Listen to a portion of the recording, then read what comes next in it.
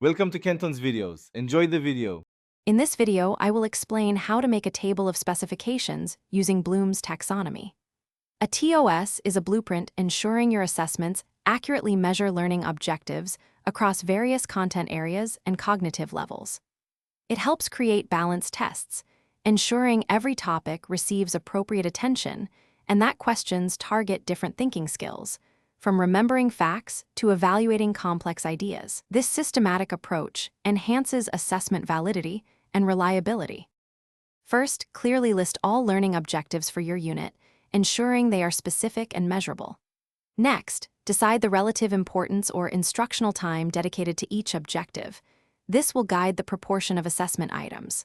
Finally, categorize each objective according to Bloom's taxonomy, identifying whether it requires remembering, understanding, applying, analyzing, evaluating, or creating. This step is crucial for cognitive alignment. Now, populate your TOS matrix. Allocate the number of assessment items for each objective based on its assigned weight and Bloom's level.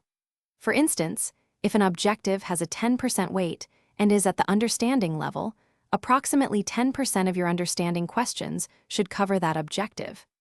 Aim for a balanced distribution, ensuring adequate coverage of both content and cognitive demands, perhaps totaling 50 to 100 items. Finally, review and refine your table of specifications. Double-check that the number of items and their cognitive levels truly reflect your instructional emphasis and learning objectives. Ensure the assessment is fair, clear, and free from bias.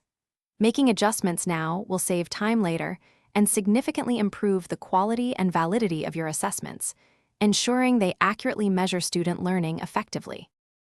Thanks for watching. Consider subscribing if we helped you.